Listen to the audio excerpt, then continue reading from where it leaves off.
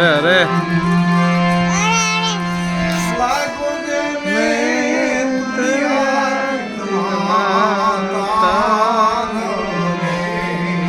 અરે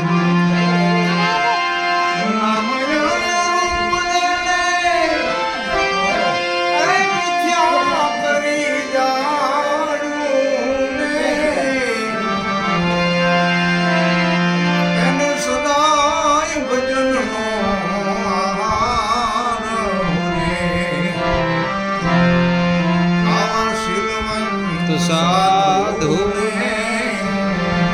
વારે વારે જેના બદલે નહીં વર્તમાન. અરે અરે બાપુ અરે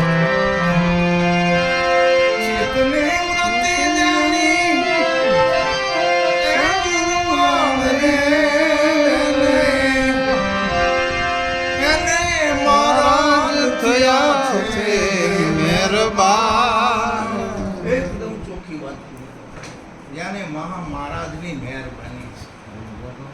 ચિત્ત વૃત્તિ જેની નિર્મળ છે, 8 પોર એ સત્સંગમાં રહેશે, તુર્યાતીતની અંદર તાર લાગેલો છે. એ અમર ભૂમિકા છે. આપણે હા બળવી ખરા રણે ગાય છે ખેરાલે વાળા રામદેવ ભોજનને ભરોસે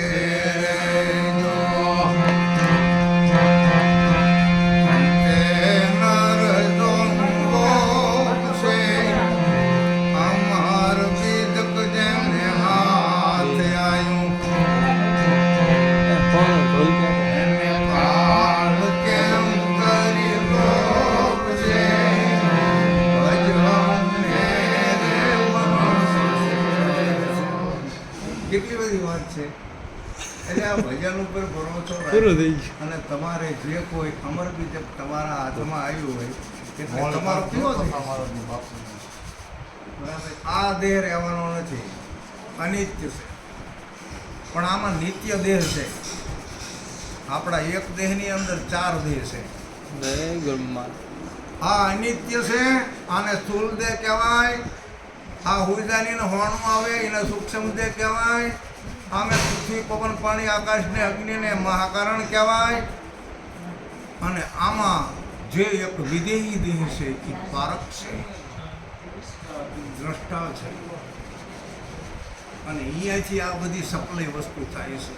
જેમ આકાશવાણીનું કેન્દ્ર છે અને અહીંયાથી આપણને રેડિયામાં સંભળાય. રેડિયો ખોટકી જાય એટલે ઓલું બંધ થઈ જાય, અહીંયા ચાલુ જ હોય. એમ આપણું જે કેન્દ્ર છે એનું આપણને જ્ઞાન છે. આપણું કેન્દ્ર છે એનું આપણને જ્ઞાન છે. ન હોય તો જ્ઞાન થવું જોઈએ. પરંતુ આપણને મળેલો જે સ્થૂળ દેહ છે એ સ્થૂળ દેહના જે ગુણધર્મોની વાત કરી છે. એમાં સેવા, સમરણ, ધ્યાન, ધારણા, ક્ષમા, બરાબર, શૌર્ય, કસોટી, શોક, દુઃખ, માન, મોટપ, ફરક, શોક, બરાબર. આ બધી જે કોઈ વસ્તુ છે, દેવ અને દાનો બધા ભેગા છે આમાં. કારણ કે આમાં દયા જેવી તો કોઈ મહાસતી નારી નથી. એવી શક્તિ દયારૂપી પડી છે આમાં. દયા, ધર્મનું મૂળ દયા છે. આપણે ધર્મ ચલબો છે પણ ધર્મનું મૂળ દયા છે. જો દયા ન હોય તમારી પાસે ધર્મ જ નથી. દયા ધર્મ કા મૂળ હૈ, પાપ મૂળ અભિમાન. તુલસી દયા ને છોડીએ જબલક ઘટમાં. તો શેની ઉપર દયા લાવવાની? હવે કેવી તો બોલે આવે છે આખી રાત ત્યારે ભલે રાડ્યું પાડતા એમને શું ધંધો છે? હવે મોડા સુધી ઉઈ રહેવું છે, બીજો કોઈ ધંધો ખરો? ઉલટા પાપનો ભારા બાંધે છે. પણ જે કંઈ જ્ઞાન પીરસાય છે, જે કોઈ ભજન ગવાય છે, સંભળાય છે, એના ઉપર તો પોતાનું લક્ષ્ય નથી. હા, આપણે લક્ષ્ય પણ રાખવાનું છે, બરાબર. કારણ કે આમાં દેવ છે એટલા દાનવ છે સામે. દાનવો જીતી ન જાય એનો ખ્યાલ રાખવાનો છે. કામ, ક્રોધ, મદ, મોહ, લોભ, મસ્તક આને એક ખૂણે બાંધો ઠાર મારો નહીં તો કોઈ નહીં આપણે ભડાકે ક્યાં દેવાની બરાબર બળદ કંદરતો હોય ને ચમ 2 કરોડા મારવા પડે એવી રીતે ખાયો રાખવાની છે ભજન